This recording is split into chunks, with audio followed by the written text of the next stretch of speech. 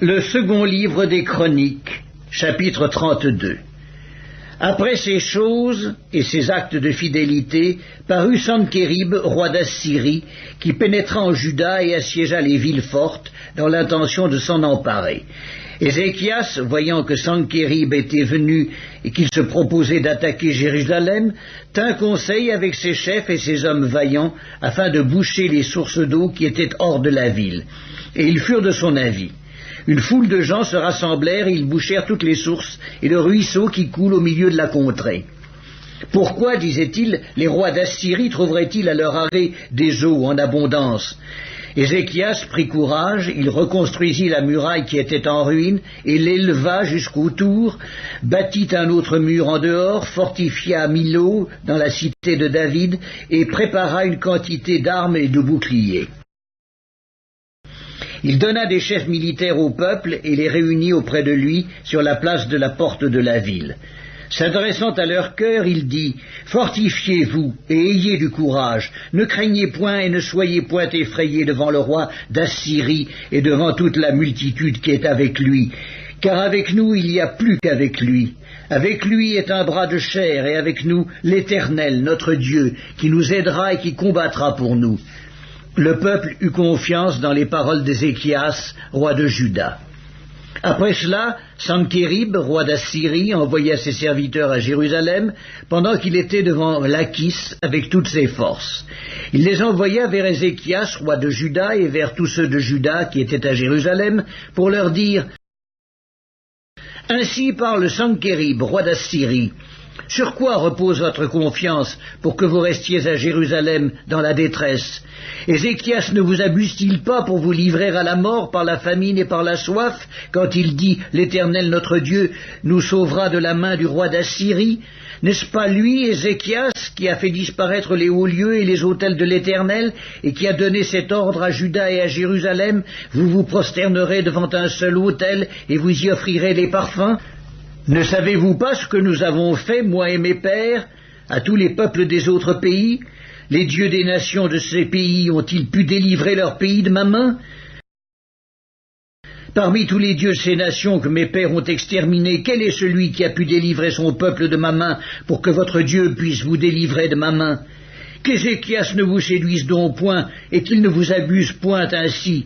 Ne vous fiez pas à lui, car aucun dieu d'aucune nation ni d'aucun royaume n'a pu délivrer son peuple de ma main et de la main de mes pères. Combien moins votre Dieu vous délivrera-t-il de ma main? Les serviteurs de Sankérib parlèrent encore contre l'Éternel Dieu et contre Ézéchias son serviteur. Et il envoya une lettre insultante pour l'Éternel, le Dieu d'Israël, en s'exprimant ainsi contre lui.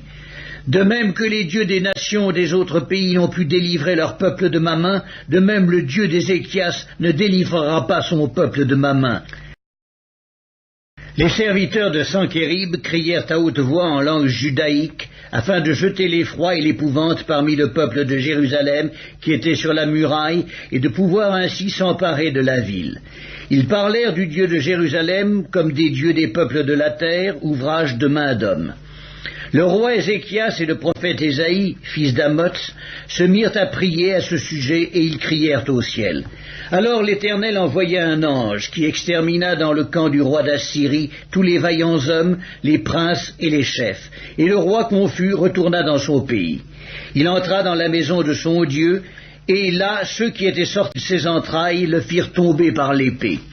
Ainsi l'Éternel sauva Ézéchias et les habitants de Jérusalem de la main de Sankérib, roi d'Assyrie, et de la main de tous, et il les protégea contre ceux qui les entouraient. Beaucoup de gens apportèrent dans Jérusalem des offrandes à l'Éternel et de riches présents à Ézéchias, roi de Juda, qui depuis lors fut élevé aux yeux de toutes les nations. En ce temps-là, Ézéchias fut malade à la mort. Il fit une prière à l'Éternel, et l'Éternel lui adressa la parole et lui accorda un prodige. Mais Ézéchias ne répondit point au bienfait qu'il avait reçu, car son cœur s'éleva. Et la colère de l'Éternel fut sur lui et sur Juda et Jérusalem. Alors Ézéchias, du sein de son orgueil, s'humilia avec les habitants de Jérusalem, et la colère de l'Éternel ne vint pas sur eux pendant la vie d'Ézéchias. Ézéchias eut beaucoup de richesses et de gloire. Il se fit des trésors d'argent, d'or, de pierres précieuses, d'aromates, de boucliers et de tous les objets qu'on peut désirer. Des magasins pour les produits en blé, en mou et en huile, des crèches pour toute espèce de bétail et des étables pour les troupeaux.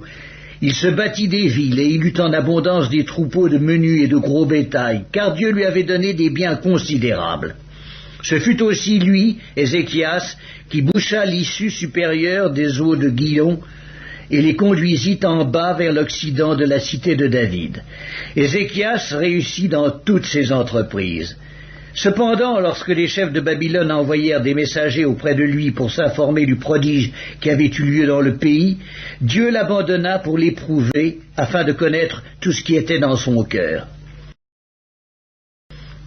Le reste des actions d'Ézéchias et ses œuvres de piété, cela est écrit dans la vision du prophète Ésaïe, fils d'Amoz, dans le livre des rois de Juda et d'Israël. Ézéchias se coucha avec ses pères, et on l'enterra dans le lieu le plus élevé des sépulcres des fils de David. Tout Juda et les habitants de Jérusalem lui rendirent honneur à sa mort, et Manassé, son fils, régna à sa place.